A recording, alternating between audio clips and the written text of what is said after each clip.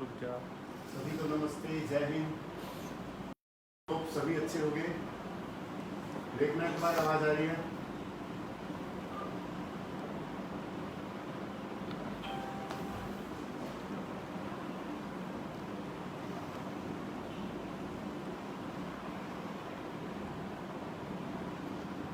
Hello,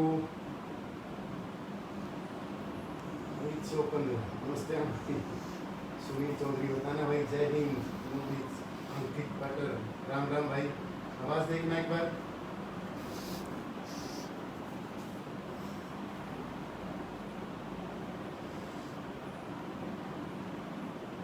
hello,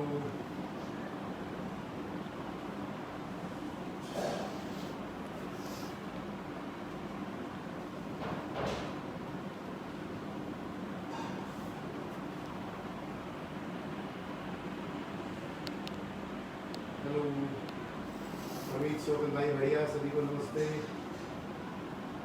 good evening. HSC सभी share कर दो भाई। आवाज कम आ रही है भाई।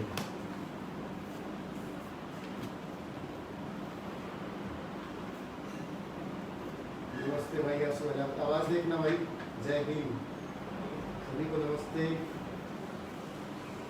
तो भाई आज की पेशकश में हमारे मेहमान हैं डॉक्टर दिनेश काजल। उन्होंने बीएलडी की है, बीबीएस मतलब हमारे जो बोलते हैं ना बीएलडी के ऊपर, जैसे एचसीएस के ऊपर यूपीएससी, तो बीएस की इन्होंने वेटनरी सर्जन, और उन्होंने यूपीएससी प्री क्वालिफाई किया है, मेंस लिखा है एक बार, और अभी हाल ही में एचसीएस में चयन हुई है। तो मैं डॉक्टर दिनेश काजल का मेरे ऑफिशियल पेज पर स्वागत करता हूँ, और बच्चों को किस तरीके से तैयारी करनी चाहिए व किस तरीके से एक माहौल में अपने आप को रखना चाहिए, उन चीज़ों को, सब चीज़ों का जिक्र करेंगे।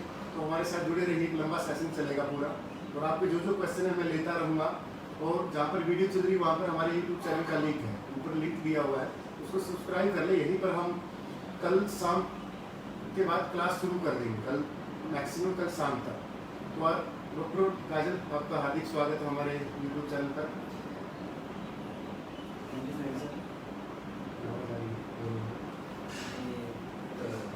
गाइस, सबसे पहले सभी को मेरी तरफ से जय हिंद, और मैं हार्दिक धन्यवाद करना चाहूँगा सभी गुरु सर का। ये मेरे बड़े भाई भी रहे हैं शुरुआत से, और हम लोग क्वेश्चन पूछ सकते हैं, मैं आंसर देता हूँ क्वेश्चन शुरुआत से लेकर। नहीं, आप अपने तरीके से। ओके, तो मैं जर्नी की शुरुआत करना चाहूँगा। मैं गांव में था। मेरे गांव में थोड़ा सा, मेरा गांव क्या कहते हैं आपका, थोड़ा बैकवर्ड गांव है। एजुकेशन की चीज़ चलते रहो सर, चलते रहो।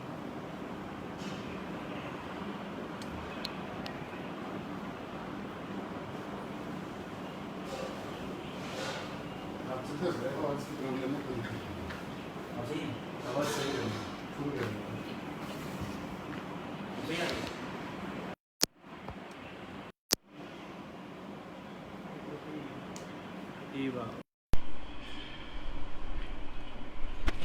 अब देखना भाई, कुछ फॉल्ट था, अब देखना, चेक करना। अब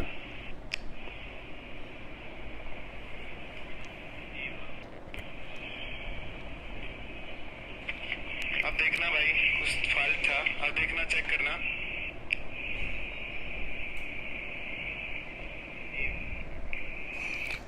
आप क्वेश्चन पूछो मेरे से। हाँ, मैं पूछता रहूँ टेंशन। क्वेश्चन पूछो, मैं आंसर देता हूँ शुरुआत से, स्लो में नहीं।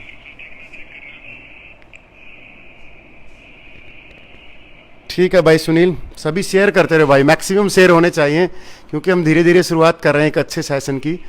तो मैक्सिमम शेयर कर दो सभी। आंसू शेयर कर दो भाई सभी। ठीक है भाई सुनील, सभी शेयर करते रहो भाई, मैक्सिमम शेयर होने चाहिए।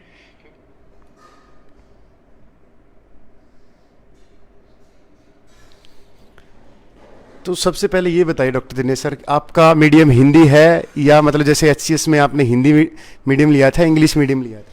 मैंने एक्चुअली सर इंग्लिश मीडियम से तैयारी की थी।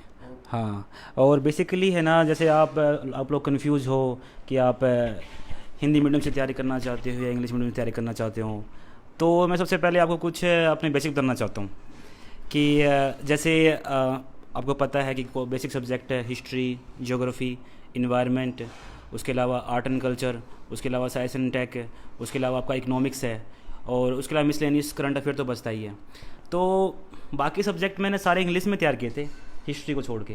हिस्ट्री बेसिकली मैंने हिंदी में तैयार की थी, क्योंकि हिस्ट्री पढ़ना शुरुआत से मेरे को बहुत अच्छा लगता है। मेरे फादर साहब वैसे तो वो जेई हैं रेलवे डिपार्टमेंट पे, और लेकिन वो 10th पास आउट हैं, लेकिन वो हिस्ट्री का बहुत ज़्यादा जिक्र करते थे घर पे। हम मेरे फादर साहब के साथ हमेशा डिबेट हुआ करती हिस्ट्री पे, हमेशा बात करते रहते थे हिस्ट्री पे, करीबन 2-3 घंटे हमेशा घर पे बात होती रहती थी। हिस्ट्री की बुक बता दो बच्चों को, क्योंकि बच्चे फिर पूछेंगे। ओके, तो सबसे पहले मैं 1 बाय 1 करता रहता हूँ सर। तो सबसे पहले मैं हिस्ट्री के बारे में बात करते रहते हैं। आपका जो बेसिक है किसी भी सब्जेक्ट में, जैसे यूपीएससी की तैयारी कर रहे हो या एचएस की तैयारी कर रहे हो, बेसिकली मैंने तैयारी स्टार्ट की थी यूपीएससी के लिए, और एचएस बीच में एग्ज़ाम आ गया। तो सबसे पहले मैं यूपीएससी की ही थ्रू बताता हूँ कि एचएस की या यूपीएससी की तैयारी कैसे करते हैं। इन दोनों की तैयारी एक जैसी है या अलग है? हाँ, ठीक है।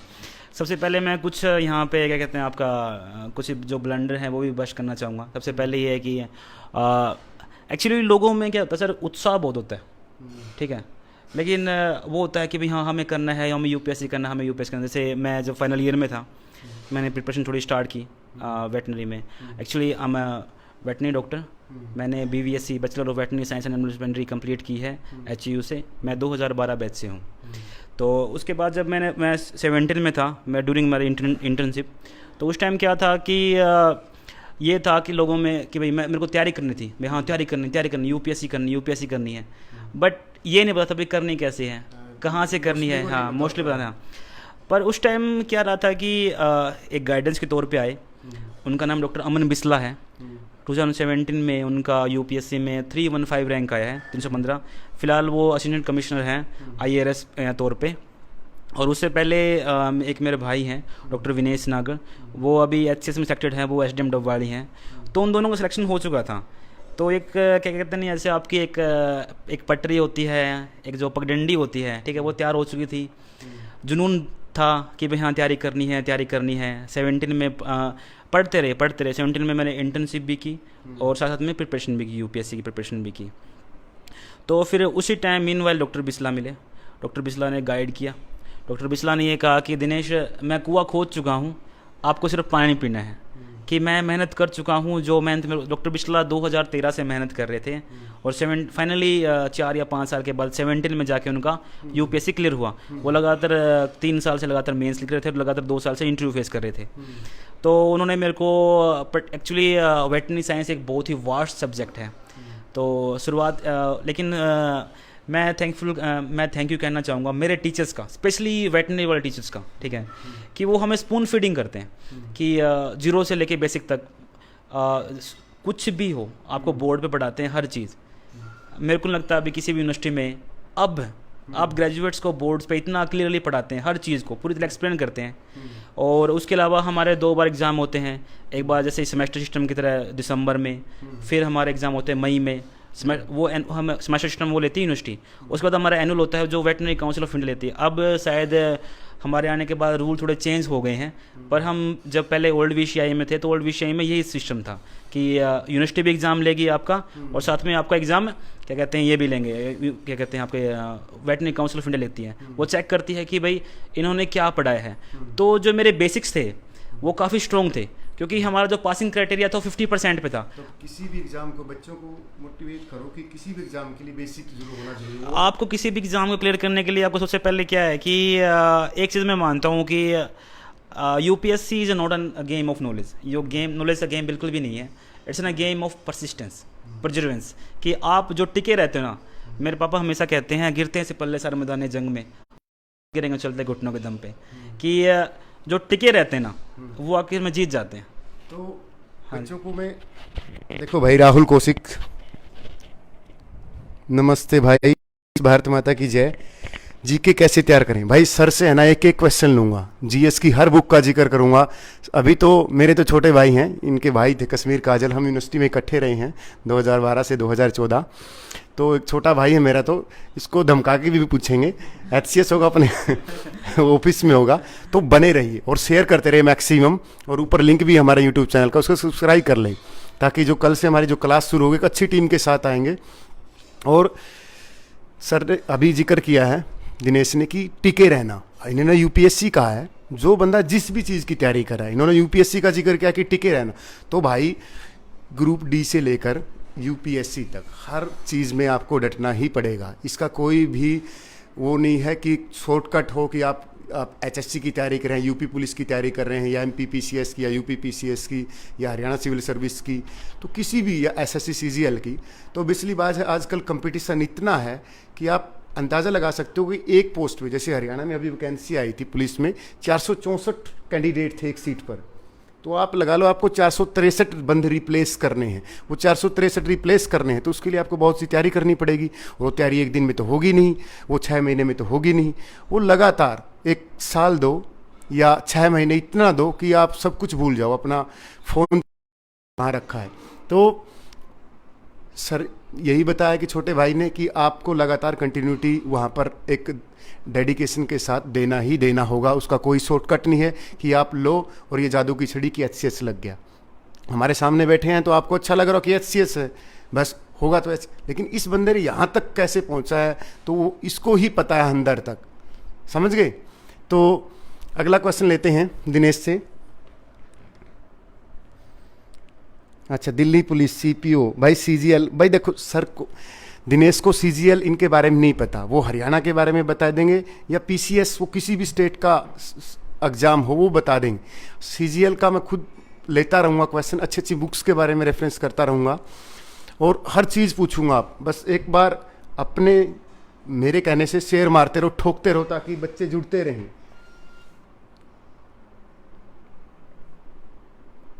हाँ भाई मधुसनी, दिनेश सर ने UPSC क्लियर किया भाई, इन्होंने परी मेंस लिखा है।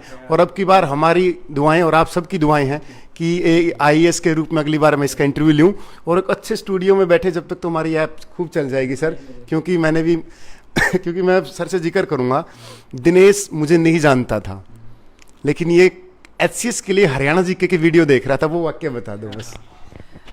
एक्चुअली क्या हुआ था कि मेरे बड़े भाई हैं विकास जनागर, तो वो भी मेरे साथ में प्रिपरेशन कर रहे हैं। तो मैंने उनसे पूछा कि एक्चुअली मेरे बड़े भाई तैयारी कर रहे हैं कश्मीर, उनके लिए कोई करंट अफेयर के लिए कोई वीडियो या बुक बताओ।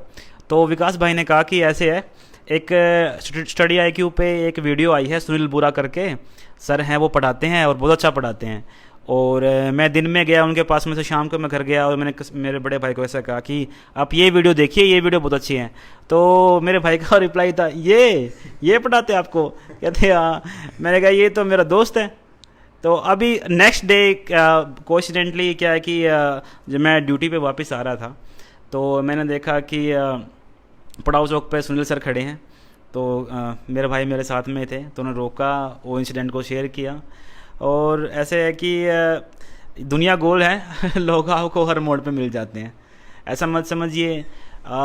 इसमें एक चीज़ मैं और ऐड करना चाहूँगा सुनील भाई, ऐसे है कि कभी भी ना कभी किसी भी इंसान की ना बेइज्जती नहीं करनी चाहिए, क्योंकि ना एक जो बंद घड़ी होती है ना, में 2 बार सी टाइम बताती है, तो हमें पता नहीं चलता किस आदमी का वक्त बदल जाएगा। हाँ हाँ।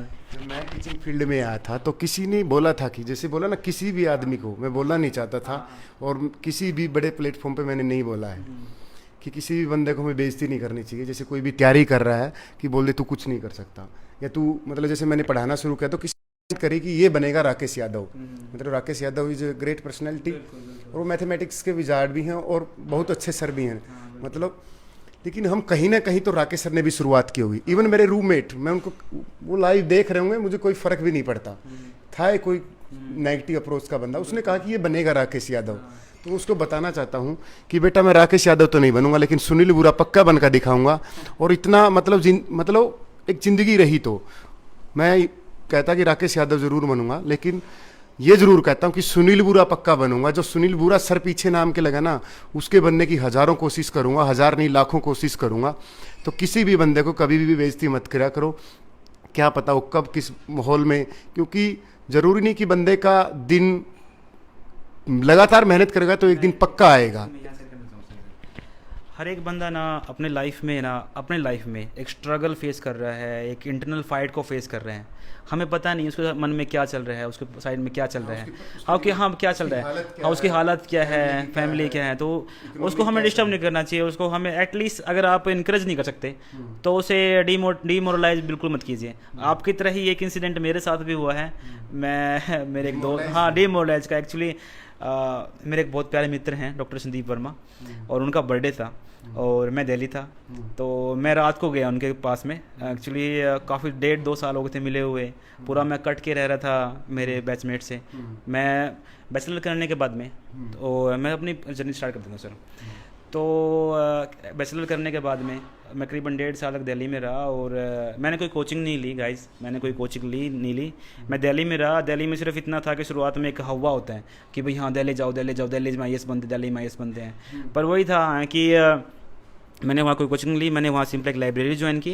लाइब्रेरी ज्वाइन करने के बाद मैं डायरेक्ट सुबह शाम पढ़ा, और डॉक्टर अमन बिस्ला ने मेरे को गाइड किया। डॉक्टर अमन बिस्ला ने मेरे को ये बताया कि भी ये बुक पढ़, यहाँ से एक बुक पढ़, ऐसे लिख, ऐसे आंसर राइटिंग की, आंसर राइटिंग कर। उन्होंने आंसर खुद मेरे आंसर चेक किए, बजाय उस टाइम उनका इंटरव्यू भी था। अब फिर मैं, जो मेरे क्लासमेट थे मित्र डॉक्टर स्टीव, उसके बर्थडे पर मैं गया था। तो किसी एक इंसान ने मेरे को डिसाइड किया था कि उस टाइम तक उनका 3 मार्च का वो था, बर्थडे था, 2019 की बात है ये, और 31 मार्च को मेरा वो था, प्री था HCS का। तो 3 मार्च को जब इंटरव्यू था तो उसमें उस लड़के ने ऐसा कहा कि और भाई बन गया IAS। तो मैंने कोई कमेंट नहीं किया। ओके, मैंने कोई कमेंट नहीं किया। एक्चुअली आपके साथ बनता है ना, ये हजारों बच्चों के साथ ये होता है, बिल्कुल होता है। तो मैं ना आपसे, आपके प्लेटफॉर्म के माध्यम से ऐसे लोगों को स्पेशल कहना चाहूँगा कि प्लीज़, अगर आप इनकरेज नहीं कर सकते तो डीमोरलाइज बिल्कुल मत कीजिए लोगों को। जो बच्चे डीमोरलाइज है तो उनके लिए एक मैसेज दे। हाँ, तो सबसे पहले डीमोरलाइज क्या होता है कि जब मैंने 17 में मैं पास आउट हुआ, 17 में एक पूरा तूफान था दिल में कि भाई हाँ जुनून था, तैयारी करना है, UPSC तैयारी करनी है। 23 जुलाई को मैं पास आउट हुआ, और 28 जुलाई को मैं दिल्ली था, पटेल नगर में। मैं तैयारी स्टार्ट कर दी, कोई कोचिंग नहीं ली, एक लाइब्रेरी ज्वाइन कर ली। तब वहाँ पे गए तो 1 साल मैंने पूरा फुल फ्लैश डॉक्टर बिस्ला के अनुसार सब कुछ तैयारी की, बड़े तरीके से सब कुछ पढ़ा। मैं आपको बुक लिस्ट और सब कुछ बताऊंगा, डोंट वरी, UPSC के लिए भी और HCS के लिए भी, और ये भी एग्ज़ाम पैटर्न क्या रहता है प्री का और मेंस का, और ये कहते हैं आपका इंटरव्यू के लिए। तो जब तैयारी की तो 18 में मैंने प्री दिया, मेरा 18 में प्री नहीं हुआ। तो 2 महीने क्या कहते हैं ना, जैसे आप पूरा दिन रात एक जुनून, कहते हैं भाई हाँ, लोग कहते हैं कि UPSC के लिए बाल नहीं बढ़ाते या बाबा नहीं बनते, वो अपने आप हो जाता है। लोग है ना, वो कहते हैं ना, कमेंट करते हैं, ये वो अपने आप हो जाता है। अगर आप क्या कहते हैं कि भाई आपने रिलीजियसली तैयारी कर रहे हो, पूरा दिल दिमाग दे रहे हो, तो अपने आप आपका ये सब कुछ, वो पैटर्न सब कुछ हो जाता है। इनफैक्ट सर 2019 में रिजल्ट आया 19 दिसंबर को, ये आपका HCS का। उससे पहले मेरे पास में क्या कहते हैं कि मैंने कोई जीन्स नहीं खरीदी 2 साल तक। एक्चुअली क्या रहा कि इन सफ़र के दौरान में इस चीज़ के साथ मैं एक चीज़ और ऐड करना चाहूँगा, बिल्कुल वो चीज़ ज़बरदस्त है। वो है कि तैयारी एक अलग फेज़ है, UPSC की तैयारी एक अलग फेज़ है। UPSC की तैयारी का ये मान के मत चलो कि मेरे को IAS बनना है, या मेरे को भाई हाँ DC बनना है, मेरे को SP बनना है। UPSC की तैयारी सिर्फ आपको एक अच्छा ह्यूमन बीइंग बनाती है कि भाई आपने तैयारी की है, कि भाई हाँ आपको लगना चाहिए कि आप एक अच्छे भारतीय हो। क्योंकि एक बहुत बड़े इंसान ने कहा था, एक बहुत बड़े philosopher, great legend of this country, he says that firstly and lastly you are Indian, कि शुरुआत से और लास्ट में आप सिर्फ भारतीय हो और कुछ नहीं हो। लेकिन आधों को तो ये भी नहीं समझ में आती है। हाँ, आधे लोगों को ये समझ में नहीं आती। तो मैंने तैयारी की 18 में, 2 महीने में डिप्रेशन में रहा, बिल्कुल लो फेज, किसी से बात नहीं करना। और डिप्रेशन भी काफ़ी टाइप के होते हैं कि भाई कुछ डिप्रेशन में बिल्कुल सूख जाते हैं, और मैं घर पे आ गया डिप्रेशन में बहुत। बच्चों के लिए ना, बच्चे मेरे पास काजल यही, हाँ, सबसे ज़्यादा बच्चों के क्वेश्चन होते हैं, क्योंकि आज बेरोज़गारी का स्तर इतना आपको भी पता है कि बहुत ज़्यादा है, और बच्चों को डिमोरलाइज वो अपनी वजह से नहीं होते, दूसरों की वजह से होते हैं। सबसे बड़ा एक तो इसका आंसर देना कि बच्चे की नेगेटिव अप्रोच से कैसे बचें। तो सबसे पहले बच्चों को सबसे ज़्यादा क्वेश्चन यही आते हैं कि कैसे उस माहौल में अपने आप को बचाएं कि जब आप लगातार तैयारी कर रहे हैं और सिलेक्शन नहीं हो रहा, या आपने शुरुआत कर दी या कोई एग्ज़ाम क्रैक नहीं हुआ, तो उसके बाद आप पे थोड़ी फब्दियाँ जैसे कमेंट आने लग जाते हैं, और कमेंट कोई नहीं करता, अपने खास के करते हैं, वो बाद में पता चलता है कि कौन अपना कौन खास है, क्योंकि सभी को हम अपना खास समझते हैं। तो उस माहौल में बच्चे को कैसे बचना है, ये बता दिनेश। देखो, मैं ये मानता हूँ सुनील भाई कि आपका है ना लो पीरियड जो होता है ना, डिप्रेशन पीरियड होता है, जो कहते हैं नहीं भाई अनसक्सेस आते आपके पास में, सक्सेस नहीं आ रही, असफलता आ रही है। असफलता आनी बहुत ज़रूरी है। जब तक असफलता नहीं आएगी तब तक आप सफलता को जब आएगी ना, तो आप क्या कहते हैं कि आप उसका ना तो रिस्पेक्ट करोगे, हाँ बिल्कुल भी उसका सम्मान नहीं करोगे। और जब असफलता आपके पास में आएगी तो आपको पता चलेगा आपके रियल दोस्त कौन है, आपका रियल कौन है, हाँ। तो मैं ना जैसे क्या कहते हैं कि आपका लो पीरियड आता है, बिल्कुल आते हैं। लोग कमेंट करते हैं कि भाई हाँ ये हो गया, या कुछ नहीं कर रहा, ये कुछ भी, भाई हाँ सारा दिन घूमता रहता है, घर पे पड़ा रहता है, मूवी देखता रहता है, कुछ भी करते हैं, लोग कमेंट करेंगे, डोंट वरी, ठीक है। तो सबसे पहले तो अगर मैं ये कहूँ कि भाई हाँ लोगों की परवाह मत करो, तो ये सारी फिल्में बातें हैं, होती हैं लोगों को, ऑब्वियसली हम ह्यूमन हैं, हम होते हैं, हाँ ठीक है, हमारे अंदर हार्मोन्स हैं, बिल्कुल ऐसा होता है, ठीक है। उस टाइम के लिए ना आपके पास में कुछ ऐसे इंसान होने चाहिए जो आपको कंटिन्यूसली मोटिवेट करें, कंटिन्यूसली आपको ये कहते हैं, जैसे मैं कहता हूँ कि 2 साल में मेरे को बिल्कुल फाइनेंशियली कंसंट्रेट बहुत आया कि भाई हाँ दिल्ली में रह रहा था, दिल्ली में बहुत 10 से 15 हज़ार रुपये खर्चा आ रहा था मंथली। तो क्या कहते हैं कि कुछ इंसान हैं मेरे जो क्या कहते हैं, जो आज अगर मैं यहाँ पे खड़ा हूँ तो मैं इन इंसानों के कंधों पे खड़ा हूँ। सबसे पहले तो मैं थैंक्स करना चाहूँगा मेरे माँ बाप का, ठीक है, मेरे पिताजी का, मेरी माँ का, ठीक है। और फिर एक इंसान है, वो तो क्या कहते हैं अम्ब्रेला है मेरे लिए, शैडो है, पीछे खड़े हैं, मेरा बड़ा भाई कश्मीर काजल। वो ऐसे है कि कुछ भी हो जाए मैं तेरे पीछे खड़ा हूँ, कोई दिक्कत नहीं है। उसके अलावा मैं आपको, हाँ बहुत ज़्यादा। और उसके अलावा एक इंसान है, मैं ऐसे लोग हैं मेरे साथ में, मेरे ग्रुप में है। मैं आपको ये क्या कहते हैं जो असफलता के दौरान जो लो पीरियड्स आता है ना, उससे डील करने का बता रहा हूँ कि उससे डील कैसे करते हैं। हाँ, प्रेशर में होता है ना तब कैसे डील करते हैं। तो जब मेरे पास प्रेशर आया तो मेरे बड़े जीजा जी हैं, मनोज कुमार नाम उनका, मनोज कुमार भोला, और वो चंडीगढ़ पुलिस में है। तो वो हमेशा मेरे पास हर दिन 2 बार फ़ोन करते, are you okay, are you okay. मतलब कि न कि उन्होंने मेरे को फाइनेंशियली सपोर्ट किया बल्कि इमोशनली भी सपोर्ट किया। उन्होंने उस टाइम पे as a brother in law की तरह नहीं, एज एक बड़े भाई की तरह, बिल्कुल ऐसे एक पिलर की तरह सपोर्ट किया। उसके अलावा एक इंसान है डॉक्टर संदीप बिबियान। डॉक्टर संदीप बिबियान क्या है कि वो अमृतसर ड्यूटी कर रहे थे उस टाइम पे, वो भी वेटनेरियन है, वो ब्रुक्स में काम करते हैं, अभी फिलहाल करनाल में हैं। तो उनको जैसे मैं डॉक्टर साहब मैं बहुत डिप्रेशन पीरियड से गुजर रहा हूँ, तो वो अमृतसर से भाग के हिसार आते हैं या फिर दिल्ली जाते हैं। उन्होंने कभी भी ये नहीं कहा कि हाँ कल मेरी ड्यूटी है या कम ऐसा, ठीक है, हमेशा वो आते। तो मैं ये सिर्फ इतना कहना चाह रहा हूँ कि भाई मेरे जैसे जो मनोज कुमार भोला जी हैं, डॉक्टर संदीप बिबियान हैं, डॉक्टर संदीप वर्मा है, या मेरे बड़े भाई हैं मेरे अम्ब्रेला कश्मीर काजल हैं, ये आपका एक छोटा सर्कल होना चाहिए, 4 या 5 साल की, ये ना आपको हमेशा बूस्टअप करें। जैसे डॉक्टर संदीप बिबियान तो इतना कॉन्फिडेंट थे कि मेरे को इतना कॉन्फिडेंस नहीं था कि मेरा एचएस में यूपीएससी में हो जाएगा। वो कहते थे कि हमारा होगा। जब हम फाइनल ईयर में थे, डॉक्टर संदीप बिबियान ने ऐसा कहा कि मैं जॉब करूंगा, आप तैयारी कीजिए, ठीक है, 2 साल का विंडो, 2 साल का मैं आपको टाइम पीरियड देता हूँ कि 17 में आप पास आउट हो रहे हो, 19 तक आपको सिलेक्शन लेना है यूपीएससी में या एचएस में, और उसके बाद में 2 साल में तैयारी करूंगा, उस टाइम मेरे को टाइम देना है आपको। मैंने कहा हाँ डॉक्टर साहब मैं करूँगा, और एक खुदा ने खास्ता अब ये हो गया। 19 में फाइनली 19 में मैं सिलेक्ट हो गया, और उसी टाइम 19 को शाम को रिजल्ट आया 5 बजे, और 11 बजे डॉक्टर साहब मेरे साथ थे उस हिसार में, हिसार में रिजल्ट आया मेरे पास में। अब मैं बता रहा हूँ कि आपके पास में लो पीरियड्स आएगा, बिल्कुल ये लो पीरियड्स आएगा, तो आपका एक छोटा सा सर्कल होता है ना, आपके माँ बाप हो सकते हैं, आपके भाई बहन हो सकते हैं, ये जो सर्कल आएगा ना, ये सर्कल आपको बूस्ट करेगा, उस नेगेटिविटी से बचाएगा, उस जो भी आपके शंकाएँ आ रही हैं, ठीक है, बिल्कुल। जब भी हम जैसे हम तैयारी कर रहे हैं, जैसे हम कुछ भी पढ़ रहे हैं, जैसे मैं हिस्ट्री पढ़ रहा हूँ, मैं पढ़ता रहता हूँ, तो एकदम से मन में ख्याल आता है यार मैं सही तो पढ़ रहा हूँ कि नहीं पढ़ रहा हूँ, या मैं गलत पढ़ रहा हूँ या कुछ और तो नहीं पढ़ रहा, या फिर। और यूपीएससी का मतलब ही है अनप्रेडिक्टेबल सर्विस कमीशन, कि आप प्रिडिक्ट नहीं कर सकते, अनिश्चितताओं से भरा हुआ गेम है, क्रिकेट की तरह है ना, कि भाई हाँ पता नहीं चले भाई हाँ कब लास्ट टाइम में गेम पलट जाए। आजकल तो हर एग्जाम यूपीएससी हो रहा है, हाँ ऐसे क्वेश्चन आए जो कभी किसी ने देखे। हाँ बिल्कुल, वो तो एक्चुअली लेवल ही कुछ ज़्यादा उठा दिया उन्होंने, इतना लेवल की तो शायद। हाँ तो एक्चुअली अब क्या है कि मैं चाहता हूँ कि एग्ज़ाम से पहले ना, एक एग्ज़ाम से एक चीज़ और है, वो है कॉमन सेंस। Common sense। ठीक है, ओके। आपको ब्रिलियंट होना या आपको मैं इंटेलिजेंट होना बिल्कुल भी ज़रूरी नहीं है कि आप, मैं मानता हाँ, हूँ। कि भैया आप बिल्कुल इंटेलिजेंट है, आपके 100/100 आए हैं, या वो एग्ज़ाम में भी अपने स्कूल में भी टॉप किया है या कॉलेज टाइम पे टॉप किया है, ज़रूरी नहीं है, बिल्कुल भी ज़रूरी नहीं है। ठीक है, मेरे साथ में थे कॉलेज टाइम पे 3 साल तक वो क्या कहते हैं भाई, वो ड्रग्स के साथ डील करता है लड़का, 3 साल से ड्रग्स के साथ। फाइनल ईयर में वो आज लेफ्टिनेंट है एयरफोर्स में। ठीक है, तो आप प्रिपरेशन कभी भी स्टार्ट कीजिए डेडिकेशन के साथ में, कभी भी शुरुआत कर सकते हो आप।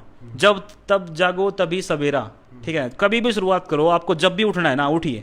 ठीक है, और मेहनत स्टार्ट कीजिए जब भी आप, और उस टाइम पे आपको, आपने डिसाइड कर लिया, जैसे मैंने कहा कि मैं यूपीएससी तैयारी करनी है, जब तक मेरा फाइनल सिलेक्शन नहीं हो गया ना, तो मैं सुबह मॉर्निंग में अगर मैं 5 बजे उठ रहा हूँ तो मैं उठ रहा हूँ, अगर मैं शाम को वापस आ रहा हूँ 6 बजे 7 बजे लाइब्रेरी से वापस आ रहा हूँ, तो मैं कंटिन्यूसली इतना टाइम पढ़ रहा हूँ। बीच में मैंने कोई ब्रेक नहीं लिया, मैंने कोई शादी अटेंड नहीं की, मैंने कुछ भी नहीं किया उस टाइम पे। हाँ, बस ये था कि धुन थी भाई, हाँ करना है तो करना है तो करना है। ठीक है, अगर आपने ठान लिया है ना, अगर आपने करना है, ठीक है, तो आप देखना वो एक लॉ ऑफ अट्रैक्शन भी है। आज के law of attraction the secret करके है, एक रोंडा बन के एक मूवी है, तो उसमें क्या कहता है कि भाई जैसे आप सोचते हो वैसे आप बनते हो। ये एक्चुअली बुद्धा का है, your mind is everything you can think, you can become what you think. जैसा आप सोचते हो वैसा आप बन सकते हो।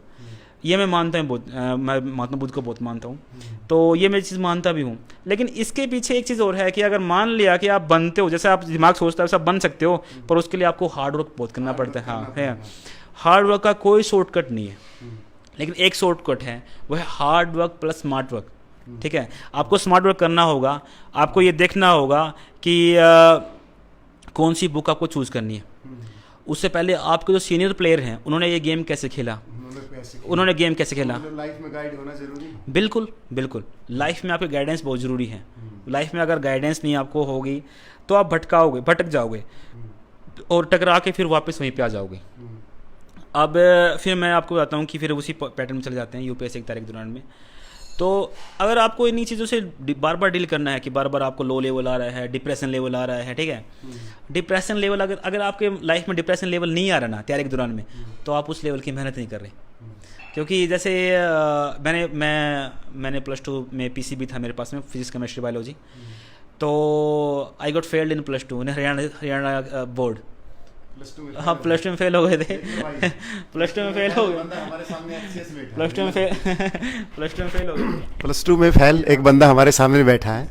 और ओबियसली बात देखो, हम बच्चे क्या है, थोड़ी सी डिमोरलाइज होते हैं। कोई एग्जाम क्रैक नहीं हुआ तो उसी से डिमोरलाइज हो जाते हैं कि सोचते यार मेरे से नहीं होगा।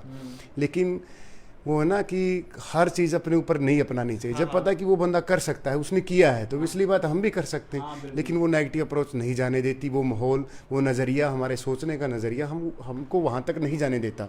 तो इसके लिए हमें क्या करना चाहिए कि उस नज़रिए को बदलना चाहिए, या अपनी मेहनत में बदलाव लाना चाहिए, या अपने तरीके में बदलाव लाना चाहिए। मैं बताऊँ सर आपको, सबसे पहले क्या है कि देखो, आप किसी भी टाइम पढ़ सकते हो, नाइट में पढ़ सकते हो, मॉर्निंग में पढ़ सकते हो, लेकिन मैं प्रेफर करता हूँ मॉर्निंग का।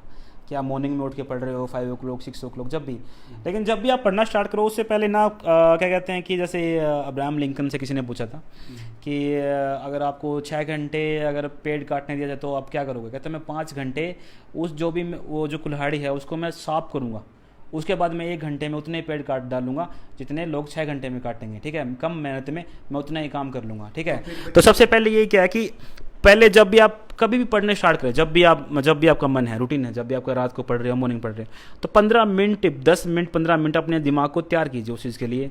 हाँ, पढ़ने के लिए। ठीक है भाई, हाँ, आप व्हाट्सअप देख रहे हो, यूट्यूब देख रहे हो, और क्या कहते हैं आपका फेसबुक देख रहे हो, कुछ भी देख रहे हो, तो 15 मिनट तक आपका दिमाग सेटल होने में टाइम लगता है कि हाँ अभी चल रहा है। ठीक है, आपकी पर्सनल लाइफ में क्या चल रहा है वो भी आपको डील करेगा। उसके बाद में आपका क्या रहेगा कि 15 मिनट में आपका दिमाग सेटल हो जाएगा। आप दिमाग को कंटिन्यूसली आप स्ट्राइक कीजिए, दिमाग को स्ट्राइक कीजिए। ठीक है, कि हाँ मेरे को पढ़ना है, मेरे को पढ़ना है, मेरे को पढ़ना है, मेरे को पढ़ना है। ठीक है, अब दिमाग अपने आप सेंटर में आएगा। ठीक है, ये मन है, ये दिमाग है, आप इसको कंट्रोल कर सकते हो। ठीक है, ऐसा कुछ भी नहीं है कि भाई आप कंट्रोल नहीं कर सकते, या फिर आप पढ़ नहीं सकते, या फिर मैं 15 मिनट भी नहीं बैठ सकता, मैं आधा घंटा नहीं बैठ सकता। एक्चुअली सुनील भाई, ये बिल्कुल आपने सही क्वेश्चन पूछा है। इसके पीछे क्या है कि मैं एक बच्चा था, वो क्या कहता था कि भाई वो 15 मिनट आधा घंटा बैठ नहीं सकता था। सभी बच्चों के साथ प्रॉब्लम होती है। हाँ, आधा घंटा बैठ नहीं सकता था, ठीक। तो मैंने उसको क्या किया कि मैंने कहा ठीक है, तू आधा घंटा नहीं बैठ सकता। मैंने उसको आधा घंटा बिठाया, पहले उसको 3-3 घंटे की मूवी दिखाई। मैंने कहा ले लैपटॉप ले, लोगों को मूवीज़ में बहुत मज़ा आता है, और जब उनका फेवरेट जोनर होता है, किसी का थ्रिलर जोनर होता है, किसी का साई-फाई जोनर होता है, किसी का हॉरर जोनर होता है। लेकिन दिमाग तो खाली बैठने में, जो वेले बैठने हाँ। में, उसी में मजा आता है ना। वो बिल्कुल नहीं, मैं तो 3 घंटे मैंने उसको कुर्सी पे बैठना सिखाया, ठीक है। आपको लेट के मूवी देखना या उसमें अलग से, कुर्सी पे बैठे हो तो ना आपको एक पोस्चर सेट हो रहा है। लगातार 1 हफ्ते तक मैंने उसको मूवी दिखाई, 3-3 घंटे, 3-3 घंटे। फिर मैंने मूवी से कॉमिक्स में चेंज कर दिया, ये लैपटॉप उठा लिया, अब कॉमिक्स पढ़। कॉमिक्स में उसको मज़ा आ रहा था, कॉमिक्स उठा से मैंने एनसीईआरटी रख दी। अब एनसीईआरटी में एकदम से उसको एक यार मज़ा नहीं आ रहा एकदम से, ठीक है। जैसे ही वो उठे तो एक थपकी सिर पे, जैसे उठे एक थपकी सिर पे, और ऐसे ऐसे करके, मैं ये नहीं कह रहा कि भाई हाँ मानना नहीं चाहिए, ये मानना सर, मेरा भी ये मानना है कि पीड़ा से बड़ा कोई अध्यापक नहीं हो सकता, ठीक है। मतलब दुख है ना, जो दुख होता है ना, जो पेन होता है ना, उससे बड़ा अध्यापक कोई नहीं हो सकता। जो आपकी जो गिल्ट होता है या जो भी है, अगर उसको आप पॉजिटिव उसमें मोड़ो ना, आपकी तरफ मोड़ो, तो उससे बड़ा तो आपका गाइड है या टीचर हो ही नहीं सकता। जो कहीं ना कहीं गरीबी वाला पेन भी, बिल्कुल, गरीबी वाला पेन तो इतना ज़बरदस्त है कि पूछो मत सर। ये चीज़ तो वो है कि आपको हरदम कचोटती रहती है, हरदम ऐसे मूव करती रहती है कि हाँ मेरे को करना है, ये मेरे को ये चीज़ यहाँ पे सोल्व करके दिखानी है कि हमारे पास क्यों नहीं, हमारे पास रिसोर्स क्यों नहीं, कि हर एक के पास रिसोर्स है, हमारे पास ऐसा क्यों नहीं, ठीक है। सेम कंडीशन हमने फेस की है सर। मेरे फादर साहब शुरुआत से लेके उनकी सैलरी कुछ ज़्यादा नहीं थी, लेकिन उन्होंने हमेशा ह्यूमन रिसोर्स में इन्वेस्ट किया, मानव संसाधन में हमारे ऊपर, ठीक है। माई ब्रदर गॉट PhD, ठीक है। मेरी सिस्टर भी वेल एजुकेटेड हैं, और दोनों तो उन्होंने हमेशा, लेकिन फाइनेंशियल कंसंट्रेट हमेशा देखे हमने, ठीक है। तो एक चीज़ है ना, ये जो आपका गरीबी जो माइंडसेट है, ये एक ज़बरदस्त चीज़ है, ये आपको लड़ने पर मजबूर करता है। हाँ, ठीक है, ओके। जब आपको पता है आपके पीछे बैक नहीं है, कि आपके पीछे कोई आपको संभाल नहीं सकता, तो आप जम के लड़ते हो। हाँ, ठीक है, ओके। और जिसको एक ऐसे आप, मैं 9th 10th, एक बात ध्यान में आई, हाँ जी, जैसे आपने कहा ना जिसके पीछे कोई नहीं होता, मतलब यहाँ से एक बात ध्यान में आती है, जो पौधे 4 दीवारी में रखे जाते, गमलों में रखे जाते, वो ज़्यादा ऊंचे नहीं जाते, वो छोटे से रह जाते हैं। लेकिन जिन पौधों की परवरिश खुले मैदान में होती है, जैसे गरीबी में कुछ नहीं, हमारे पास लेने को देने को कुछ नहीं, खोने को कुछ नहीं, तो वो बरगद, वो पेड़, वो हमेशा ऊंचे बढ़ते हैं, और उनका कैरियर वो कुछ भी गेन कर सकते हैं। क्योंकि यहाँ पर मैं एग्जांपल देना चाहता हूँ अभिषेक बच्चन का। उनका कैरियर क्यों, वो एक अमिताभ बच्चन की छाँव में थे, तो उनका कैरियर नहीं गया। और अक्षय कुमार को लगा लो या शाहरुख खान को लगा लो, कोई भी, उनके पास खोने को कुछ भी नहीं था, सिर्फ पाने को सारा जहाँ था। तो इसलिए बात, उन पौधों की परवरिश जो खुले में होती है, जिनके पास कुछ भी नहीं होता, वो हमेशा ऊंचे जाते हैं सर। और जिनकी परवरिश एक 4 दीवारी के अंदर गमले में होते हैं, वो छोटे ही रह जाते हैं। तो हमेशा नेगेटिव अप्रोच से बचें, ये वहम छोड़ दो कि गरीबी कुछ नहीं होता। ये मत सोचना कि हाँ गरीबी तो एक ना सर कहते हैं कि आपका एक पॉजिटिव पॉइंट है, ठीक है। आपको स्ट्रगल करने पे मैं क्या करते हैं, जैसे मान लो कि जिन बच्चों के पास रिसोर्स नहीं होते, वो रिसोर्स बना लेते हैं कि भाई हाँ ठीक है, कि हमारे पास बुक्स, ऐसे कई बच्चे कहते हैं कि हमारे पास तो बुक्स ही नहीं है, और कुछ बच्चे कहते हैं कि उसके पास बुक्स है, हम बुक्स शेयर करके पढ़ सकते हैं, ठीक है। रिसोर्स बना लेते हैं। गरीबी तो एक क्या कहते हैं, एक आपका पॉजिटिव अप्रोच है, ठीक है भाई। दिक्कतें आती हैं, बिल्कुल दिक्कतें आती हैं। आपके पास में कई बार लाइट नहीं होती, आप क्या कहते हैं भाई, आपके पास कई बार कुछ और करने का मन करता है, भाई वो बुक लेने का मन करता है, आपके पास पैसे नहीं होते, ठीक है। उसी टाइम पे आपको मीनवाइल किसी की हेल्थ पे इन्वेस्ट करना होता है, आपके फैमिली मेम्बर की हेल्थ पे इन्वेस्ट करना पड़ता है, पर लेकिन उसको आप ना अगर पॉजिटिव पॉइंट ऑफ व्यू से देखो ना, ठीक है, ओके, तो वो आपको बूस्ट करती है। हाँ, ठीक है, ओके। एक चीज़ कहते हैं कि भाई जैसे आजकल यूट्यूब पे बड़ा फेमस है मोटिवेशनल वीडियो, जैसे वो पीछे एक इंग्लिश स्पीकर बोलता रहता है, यू कैन डू इट, हाँ यस। बट वो ना वो एक बहुत बड़े मोटिवेशनल स्पीकर है, संदीप माहेश्वरी जी, ठीक है। वो भी बोलते रहते हैं आप ये कर सकते हो, पर एक्चुअली ना ये चीज़ें तब तक काम नहीं करती जब तक आपके अंदर की आग आने लगी होती, लेकिन जिस दिन आपके अंदर आग लगी ना, ठीक है, अब कुछ भी कहीं पे भी हो, ठीक है, आप रिसोर्स खड़े कर लोगे, ठीक है, अपने आप बिल्डअप, ठीक है। एक्चुअली सर मैं मेरे गांव से पहला नवोदयन हूँ। मैं 2004 में नवोदय में चला गया था पावड़ा में। तो उसके पीछे मेरे चाचा जी श्री रामपाल जी, उनका बड़ा योगदान रहा। तो उन्होंने मेरे को एक चीज़ सिखाई, कि अगर आप लगन से एक चीज़ के पीछे पड़ जाते हो ना, तो आप चीज़ को ग्रैस्प कर लेते हो। उन्होंने मेरे को कहा कि आप सुबह मॉर्निंग में 5 बजे 4 बजे मेरे पास में आइए, तो मैं सुबह 4 बजे उनके पास में गया। और मैंने उस टाइम पे मैं 5वीं क्लास में था उस टाइम पे। हाँ, एक्चुअली मैं बिल्कुल गाँव से हूँ, गाँव मेरा ठेठ बैकग्राउंड है। हाँ, बिल्कुल ठेठ बैकग्राउंड है। तो उसमें क्या था कि 5वीं क्लास तक हमने इंग्लिश पढ़ी ही नहीं। हमने 6ठी क्लास में जाके इंग्लिश ABCD स्टार्ट की थी। 4 लाइन वाली मिली थी। हाँ, 4 लाइन वाली वो कॉपी मिली थी। तो उस टाइम पे मेरे चाचा जी ने मेरे को सपोर्ट किया और उन्होंने कहा कि बेटा ये तो एक पहला स्टेप है, ठीक है। हाँ, 6ठी में मैं नवोदय में गया। जब मैं 10th क्लास में वापस आया तो उस टाइम चाचा जी ने ऐसे कहा कि हमें शुरुआत ऐसे करनी है, ठीक है। और क्या कहते हैं, चाचा जी ने एक पूरा क्या कहते हैं आपका मेरा एक पूरा प्लेटफॉर्म सेट किया कि भाई हाँ ऐसे। उसके बाद आप एक डॉक्टरी है, क्योंकि आपको पता है UPSC और HCS बिल्कुल अनप्रेडिक्टेबल हैं, पता नहीं चलता। हाँ, तो एक आपका ग्रुप बी, एक जो आपका ग्रुप प्लान बी होता है ना, हमेशा तैयार रहना चाहिए। ये एरिस्टोटल की है। एरिस्टोटल हमेशा कहते हैं कि आपका प्लान ए और प्लान बी। हाँ, और चाणक्य तो ये भी कहता है आपके पास प्लान सी भी होना चाहिए। हाँ, प्लान सी तो नहीं था, प्लान बी था कि भाई हाँ डॉक्टरी करनी है, डॉक्टरी में एडमिशन होगा।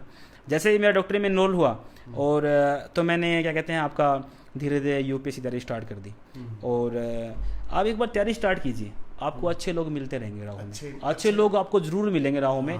और जो आपको अच्छे तरीके से गाइड करेंगे, अच्छे तरीके से मोटिवेट करेंगे, ठीक है। और आपसे पैसे नहीं लेंगे, पैसे नहीं लेंगे आपसे। मैं भी ट्राई करता रहता हूं सर, क्योंकि मैं भी उसी माहौल से आया हूं। देखो भाई, मैं भी उसी माहौल से आया हूँ। ये मत समझना कि देखो कपड़े हैं बस, ये कपड़े तो तनख्वाह में ले लेते हैं, क्योंकि हमने भी बचपन में, मेरे मामा जी हैं अमित, वो उनके पापा जी आर्मी में हैं, तो मैंने हमेशा उनके कपड़े पहने हैं। मैं भी उसी फैमिली से आया, तो आज अच्छे कपड़े पहनता हूँ तो फील होता है कि हाँ कुछ किया है लाइफ में और कर रहे हैं। और जॉब कोई सक्सेस नहीं है कि कोई लाइफ में सोच ले कि जॉब मिल गई तो सक्सेस होगी, नहीं। ये लाइफ का एक पार्ट है, लाइफ का एक पार्ट है। इससे बहुत बड़ी लाइफ है, बहुत आगे तक जाना आपको। कि जॉब लेके तो बस जॉब तो हो गया कि हाँ एक पड़ाव है, ज़िंदगी का एक बैरियर है, हमने क्रॉस कर लिया बस। उसके बाद यहाँ पर मोटिवेशन की बात चलती है तो मेरे अंदर एक अपने आप एक जुनून आ जाता है मोटिवेशन से। पहले तो देखो 154 बंदे देख रहे हैं, आपको अपनी अंजलि की कसम लगे, अंजलि वो अपनी बहन भी हो सकती है, सब कुछ हो, तो शेयर कर दो, वरना वीडियो स्टॉप कर दूंगा, ठीक है। शेयर मारते रहो। मैं आपके लिए सिर्फ आपसे शेयर मांगता हूँ, कुछ नहीं मांगता, क्योंकि ज़्यादा बच्चे जुड़ेंगे, हमारी फैमिली बड़ी होगी। क्योंकि सर पता है, जो टीचर पढ़ा रहे हैं ना, वो 8-10 साल से पढ़ा रहे हैं, उनके फॉलोवर हैं 2 लाख 2.5 लाख। हमारी फैमिली भाई लगभग 80,000 के करीब चलेगी मात्र 6-7 महीनों में। ये मेरी टीम की सफलता है, जो मेरी टीम मुझसे जुड़ी है। सुखविंदर है, जैसे सुनील है, अनिल है या जितेंद्र है, वो मेरी टीम जुड़ी हुई है, जो पूरे डेडिकेशन के साथ फ्री ऑफ कॉस्ट मुझसे जुड़ी है। तो यहाँ पर आती है बात मोटिवेशन की। मोटिवेशन ना तो आपको विवेक बिंद्रा देगा, ना संदीप महेश्वरी देगा, ना सुनील बुरा देगा, ना विवेकानंद, ना दयानंद, ना कोई नहीं देगा। मोटिवेशन मिलेगा आपको अपने अंदर से, अपने पेरेंट्स से। दुनिया की कोई भी चीज़ आपको पैरासीटामोल नहीं की मोटिवेशन दे दे, वो थोड़ी बहुत के लिए अंदर आती है। जैसे हमने थोड़ी देर के लिए एक सॉन्ग सुना, मेरा रंग दे बसंती चोला, तो हमारे जो अंदर के न्यूरॉन्स, हमारे जो हार्मोन्स हैं वो एक्टिवेट होंगे और एक हमें जज्बा होगा कि हम कुछ कर देंगे देश के लिए। मात्र 5 मिनट के लिए होगा वो जज्बा। कहीं आप मात्र 5 मिनट के लिए बाहर गए, गली में भूल गए आपने सुना क्या था। क्योंकि हम अगर वो सॉन्ग बार बार सुनोगे अपने लाइफ में, डेली लाइफ में आप देश के प्रति कुछ काम करोगे, तब वो जज्बा जागेगा, वो तब परमानेंट वो अपने अंदर वो जोश फील होगा कि हाँ मैं कुछ देश के लिए करूँगा। ये नहीं कि आपने 2 मिनट के लिए गाना सुन लिया मेरा रंग दे बसंती चोला, वो मात्र 5 सेकंड के लिए आपके रोंगटे खड़े होंगे, उसके बाद जो ऐसे हवा निकलती फुस इस तरीके से होगी। तो जो परमानेंट मोटिवेशन होता है वो हमारे पेरेंट्स होते हैं, हमारे आसपास का माहौल होता है, और जो हम गरीबी देखते हैं या हम जो वाक्य लोगों के द्वारा जो हम पे फब्दियाँ कमेंट पढ़े जाते हैं, वो रियल मोटिवेशन है। उससे बड़ा कोई मोटिवेशन नहीं है। या आप किसी की वीडियो देख लो, कहीं नहीं मिलेगा मोटिवेशन। कि आप किसी की वीडियो देखोगे तो मोटिवेशन मिलेगा, वो थोड़े टाइम के लिए होता है। वहाँ से अच्छी बात सीखो, वो लिखो और उसको फॉलो करो, तब तो मोटिवेशन आएगा। ऐसा नहीं कि आपने वीडियो देखी और आप चल दिए कि हाँ ले भाई मैंने तो आज तो विवेक बिंद्रा की वीडियो देख ली। भाई वो होता है ना कि वो बस एक हर चीज़ को काइनेटिक एनर्जी की ज़रूरत होती है। साइंस कहती है काइनेटिक एनर्जी की ज़रूरत होती है। तो हमारी जो मेंटलिटी है कि हम एक अवस्था में पड़े हैं कि कुछ नहीं सोच रहे, तो वो मोटिवेशन वीडियो हमें थोड़ी काइनेटिक एनर्जी देती है। लेकिन वो बात है ना न्यूटन फर्स्ट लॉ कि हर आदमी की जो एक पोजीशन है उसी में रहना पसंद करता है। लेकिन उसके लिए काइनेटिक कंफर्ट जोन में, और कंफर्ट जोन होता है आराम से ब्रेक करना जरूरी है। ब्रेक करना ज़रूरी है। तो वो वीडियो थोड़ा सा बहुत वहाँ पर काम करती है। उसके बाद आप उस फ्लो में रहते हो, वो आप पे डिपेंड करता है। और उस फ्लो में रहने के लिए माँ बाप से बड़ा मोटिवेशन हो ही नहीं सकता। हमारे आसपास का जो माहौल है कि हमें उससे निकलना है, वो बेस्ट मोटिवेशन होता है। तो मैं जिक्र करूँगा अब बारी बारी एक एक सब्जेक्ट की बुक के बारे में कि सर ने हिस्ट्री कहाँ से तैयार की, ज्योग्राफी कहाँ से तैयार की, या सब्जेक्ट के बारे में। तो बच्चों कंप्लीट एक्सेस के बारे में बताता हूँ। हाँ, तो बच्चों को, हाँ, बच्चों के बाद मोटिवेशन के बारे में बताता हूँ। एक्चुअली मेरी मोटिवेशन आपकी एक जो ये गरीबी वाली भूख है, एक तो वो भी है। दूसरी एक मोटिवेशन एक्चुअली क्या है कि सर जब मैं फर्स्ट ईयर में मैंने एडमिशन लिया वेटनरी में, तो क्या था कि बाहर जो कोचिंग सेंटर है वो 30,000 रुपये या 35,000 रुपये सिर्फ 3 महीने को लेते हैं, क्रैश कोर्स करवाते हैं, वो बीएससी एग्रीकल्चर VS और VLD तैयारी करवाते हैं। तो मेरे पास में 3 बच्चे आए, वो नवोदय से थे, और उन्होंने ऐसे कहा कि नवोदय में एक ट्रेंड है, हम भैया कहते हैं और लड़कियों को दीदी कहते हैं। उन्होंने कहा कि भैया हमें तैयारी करनी है, हमारे पास पैसे नहीं है। तो मैंने कहा कि ठीक है। तो ऐसे करके टोटल मैंने फर्स्ट ईयर में 5 बच्चे पढ़ाए, और 5 में से फाइनली 3 बच्चों का सिलेक्शन हो गया एग्रीकल्चर में। 3 बच्चों को शुरुआत में फर्स्ट ईयर में मैंने उनको 3 रूम पे रखा, फिजिक्स केमिस्ट्री बायोलॉजी तीनों मैंने पढ़ाई। अगले साल फिर 5 रखे, 5 में से 4 का हो गया। अगले साल फिर 5 रखे, 5 में से 3 का हो गया। फिर ऐसे ऐसे करते करते टोटल जब मैं फाइनल ईयर में पास आउट हुआ, तो मेरे पढ़ाए हुए 64 बच्चे हैं जो एग्रीकल्चर में हैं, जिनकी फ़ीस वगैरह भी हमने मैनेज की, हमने पे की। तो ये एक जो मोटिवेशन है ये यहाँ से है कि I want a change.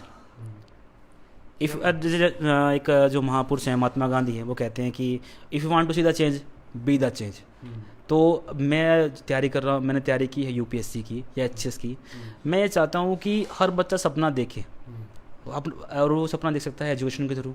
Education के थ्रू एक सपना देखे कि वो अपना फ्यूचर ब्राइट कर सकता है, वो अपना फ्यूचर चेंज कर सकता है। हाँ, बिल्कुल मेहनत करनी पड़ेगी सर, वहाँ पे गाइडेंस की बहुत ज़रूरी है, और बिल्कुल आप हेल्प कर पा रहे हो उसमें। और मैं अगर मैं जरिया बन सकूँगा तो मैं बिल्कुल हेल्प आपकी कर पाऊँगा। अभी भी बहुत सारे बच्चे हैं हमारे जो एचओ में तैयारी कर रहे हैं, जिनकी फ़ीस वगैरह हम मैनेज करते हैं पूरा, और वो यूपीएस अभी क्या कहते हैं आपका इसकी एग्रीकल्चर की, नीट की और वीएस की तैयारी कर रहे हैं फ़िलहाल। और उसके अलावा अभी जो 64 बच्चे जो पास आउट हो चुके हैं, वो बैंक में कहीं पे मैनेजर लगे हुए हैं, कोई आपका ये एचडीओ लगा हुआ है, एचडीओ नहीं HDO, horticulture development officer Delhi में लगा हुआ है। बहुत सारे बच्चे हैं जो मेरे पढ़ाए हुए हैं, जो आज क्या कहते हैं अब वेल पोजीशन पे हैं। अब जैसे ही मेरा सिलेक्शन हुआ एचएस में, तो उन्होंने मेरे को कहा कि भैया आपने कर लिया है, क्योंकि जब मैंने स्टार्ट किया था उन बच्चों में 5 को पढ़ाना, तो मैंने उनको सिर्फ इतना कहा था कि 3 महीने में सिलेबस नहीं हो सकता, +1 +2 सिलेबस बहुत बड़ा है, तुम 3 महीने में एग्ज़ाम को टैकल करना सीखो। एग्ज़ाम को कैसे टैकल करना है, एग्ज़ाम को कैसे आपको सबसे, तो अब एग्ज़ाम में क्या है कि बीएससी एग्रीकल्चर एग्ज़ाम में क्या है कि आपकी केमिस्ट्री में ऑर्गेनिक बहुत आती है, और बायो में क्या आता है कुछ पर्टिकुलर सब्जेक्ट हैं जैसे इकोलॉजी है या कुछ है, उनको हम अच्छी तरीके से डील कर सकते हैं।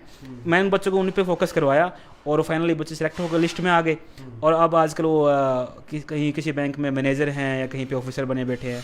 तो उन्होंने कहा कि ठीक है, आपने उस टाइम गाइड किया, अब हमें आप गाइड कीजिए, हमें यूपीएससी तैयारी करनी है। तो इस बार मेरे साथ में 64 बच्चे हैं जो यूपीएससी देंगे, 64 बच्चे हैं, और लगातार विदाउट कोचिंग। आपके पास 64 बच्चे हैं। राम राम भाई प्रवीण ख्यालिया, राम राम भाई शोक, अमित, सभी शेयर करते रहें भाई, अमन, सभी शेयर करते रहें। तो सर ने कहा कि मेरे साथ 64 बच्चे हैं जो यूपीएससी की तैयारी कर रहे हैं। तो मैं सर को बताना चाहता हूँ मेरे साथ 1 लाख बच्चे हैं जो हरियाणा की तैयारी कर रहे हैं। मेरे साथ 1 लाख बच्चे हैं जो हरियाणा की तैयारी कर रहे हैं। आपको तो 64 बनते हैं यूपीएससी में, वो तैयारी करेंगे, लेकिन मेरे पास एचएससी के हैं सर। और आपके जो बंदे यूपीएससी के, ओबियसली बात है थोड़ा बहुत तो उनका बैकग्राउंड होगा ही, लेकिन एचएससी में हमारे बैकग्राउंड की बात कर रहा हूं, वो बच्चे, तो मेरे पास 1 लाख बच्चों की जिम्मेवारी है कि यहाँ जो तैयारी कर रहे हैं 64 बच्चे ना, वो ऐसे बच्चे हैं जिनके घर पे ना ये कहते हैं कि भाई जो हरियाणवी में कहते हैं खाने के दाने की नहीं है, खाने के दाने नहीं है, हरियाणवी में बात है, ठीक है। ऐसे बच्चे आए हैं, प्रीफिक्स डॉक्टर ऐड करते हैं। तो सबसे पहले क्या, नहीं आ रही आवाज़ हमारी?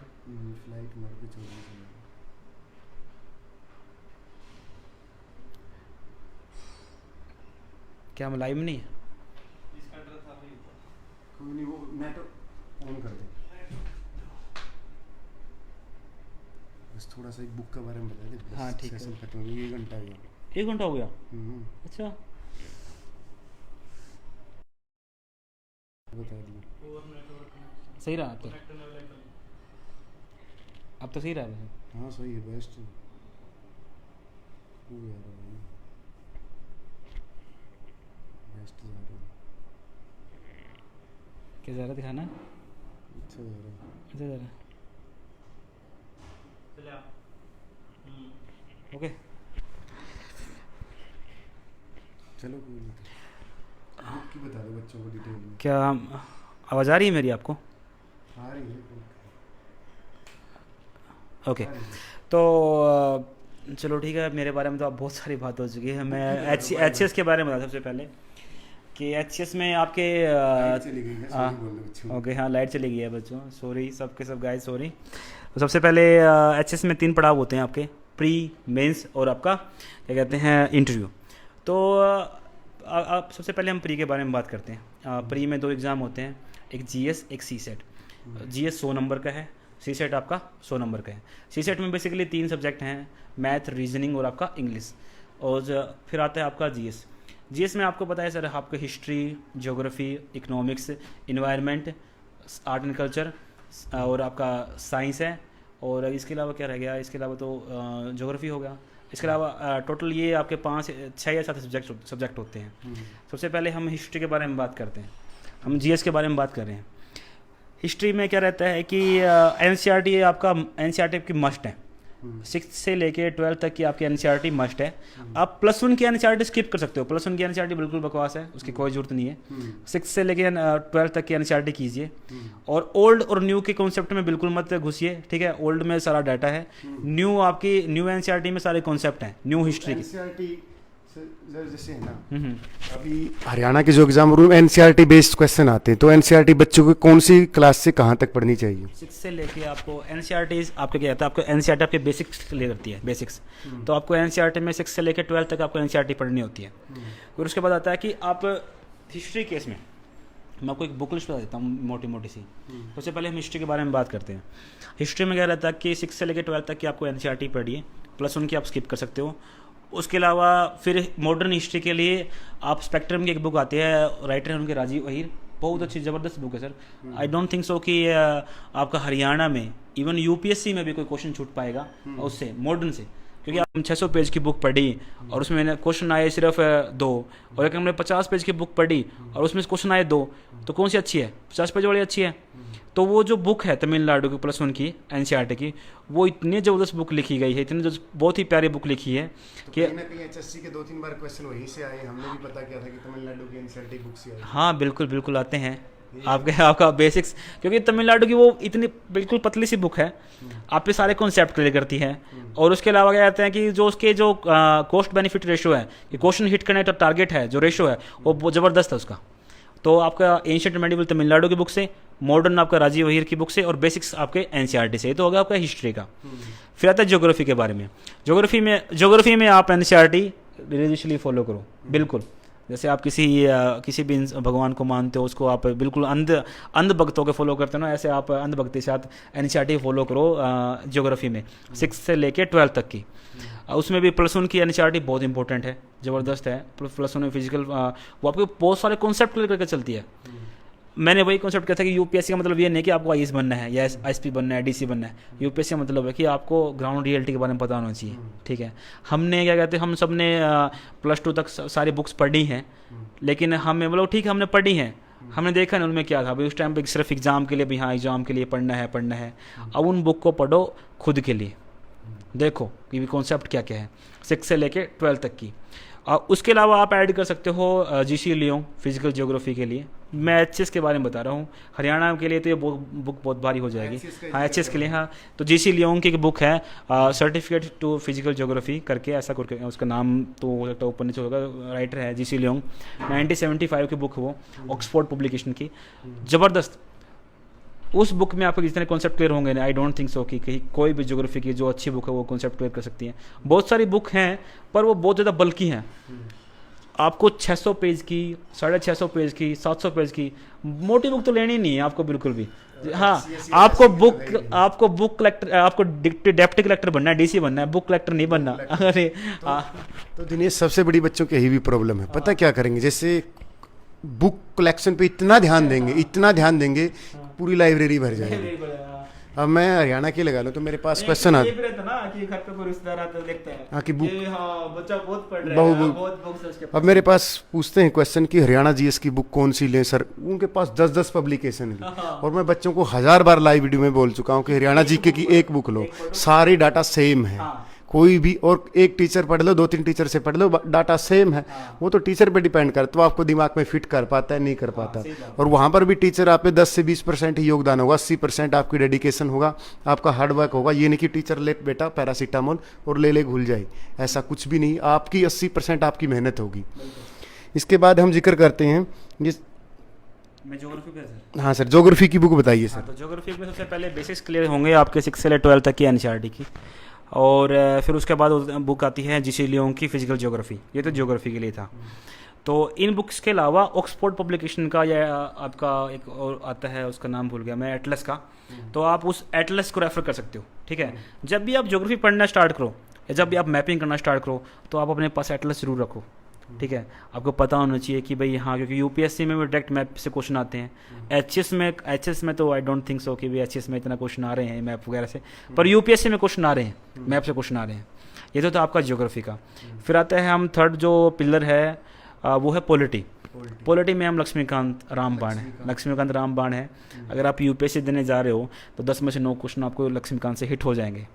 और लक्ष्मीकांत का भाई कुछ एक टीचर भी हैं, जैसे एक सिद्धार्थ अरोड़ा करके हैं जो अनअकैडमी पढ़ाते हैं, उन्होंने ज़बरदस्त वीडियो बनाई है उसके ऊपर, लक्ष्मीकांत के ऊपर ज़बरदस्त। उनका जो कॉन्सेप्ट क्लियरिंग जो है ना, क्या कहते हैं, जैसे आप बता रहे हो कि भाई जो टीचर फिट करता है वो ज़बरदस्त कर रखा उन्होंने लक्ष्मीकांत पे। लक्ष्मीकांत को आप प्रेफर कर सकते हैं एचएससी के लिए भी, क्योंकि आजकल पॉलिटी के क्वेश्चन 6-7 आते हैं। हाँ बिल्कुल, पर लक्ष्मीकांत अगर आप उसकी तैयारी कर रहे हो तो बहुत भारी हो जाएगी।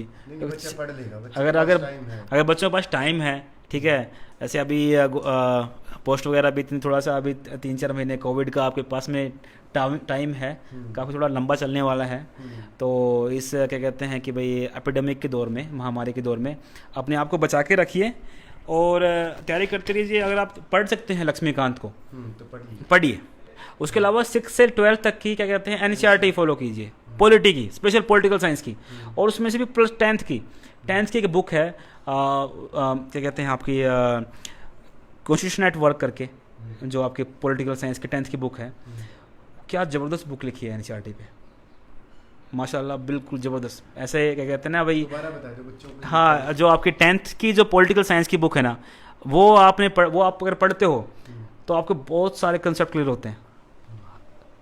एनसीईआरटी है ना, एनसीईआरटी, ठीक है, आपके किसी राइटर पॉइंट ऑफ व्यू से लिखी गई, रिसर्च पर्पज से लिखी गई बुक है, रिसर्च पर्पज से है। और आपको है ना, जैसे मैंने एनसीईआरटी एक बार पढ़ी है, तो मैंने सोचा मेरी याद हो गई है या फिर मैं ग्रेस्प कर पा रहा हूँ। अगर मैं दूसरी बार पढ़ने जाऊँगा तो मेरे को कुछ ना कुछ नया मिल जाता है, तीसरी बार पढ़ने तो कुछ और नया मिल जाता है। तो एनसीईआरटी तो मतलब ऐसे खेलती है, और यही जो खेलना जो मज़ा है ना, ये एनसीईआरटी आपको क्या कहती है, बोर नहीं होने देती। और बुक पढ़ना स्टार्ट करो, आपने एक बार पढ़ लिया, दोबारा पढ़ने जाओगे तो आप बोर हो जाओगे इस बुक से। ठीक है, तो ये था पॉलिटिकल साइंस का, क्या कहते हैं कि भाई पॉलिटी का लक्ष्मीकांत तो मस्ट है ही। उसके अलावा 6 से 12 तक की आपकी पॉलिटिकल साइंस की बुक है। फिर आता है इन्वायरमेंट का। इन्वायरमेंट का क्या रहता है कि आप करंट तो फोकस करते हो, जो करंट में चल रहा है न्यूज़पेपर को, न्यूज़पेपर मस्ट है अगर आप तैयारी कर रहे हो। एचसीएस के लिए तो नहीं, यूपीएससी के लिए द हिंदू मस्ट है। द हिंदू पढ़ो या इंडियन एक्सप्रेस पढ़ो, मैंने हिंदू फॉलो किया था। द हिंदू मस्ट है। द हिंदू में अगर आपको ऐसा लग रहा है कि आपने तैयारी स्टार्ट की है और आपको ऐसा लग रहा है कि आपको समझ में नहीं आ रहा, तो 1-2 महीने उसके साथ में क्या कहते हैं, कुश्ती करो, स्ट्रगल करो। हाँ, क्या रहता है कि इनके जो एडिटर की टीम होती है, वो क्या कहते हैं भाई, 5 से 6 बंदे होते हैं, वो बार बार वही वर्ड डालते हैं। तो अगर आप कंटिन्यूसली 1-1.5 महीने तक फॉलो करते हो विद डिक्शनरी कि भाई हाँ, उसको बार बार फॉलो कर रहे हो, तो आप द हिंदू को भी ग्रेस्प कर लेते हो। द हिंदू पे भी आप पकड़ बन जाती है। जो पेपर आपका 2-3 घंटे में खत्म हो रहा है द हिंदू, वही आपका 1 घंटे में 1.5 घंटे में खत्म होना स्टार्ट हो जाएगा। वो लोग आप फिनिश कर पाओगे उस चीज़ को। जैसे छोटे एग्जाम की तैयारी करें, जैसे हमारा ये जो टीम हो 1 डे एग्जाम की तैयारी है, तो कहाँ से बच्चा तैयारी करेगा? जैसे करंट अफेयर का है, जैसे कोई ऐसी मैगजीनों का जिक्र करो जिससे बच्चा जो लोअर एग्जाम होते हैं, जैसे यूपी पुलिस कांस्टेबल या राजस्थान का या एमपीपीसी, जो छोटे एग्जाम हैं, पटवारी का, ग्राम सीयू का, हरियाणा पुलिस का, तो वहाँ पे जो 1 लाइनर जी की होती है, उस टाइप की जो करंट अफेयर वो कहाँ से तैयार करे बच्चा?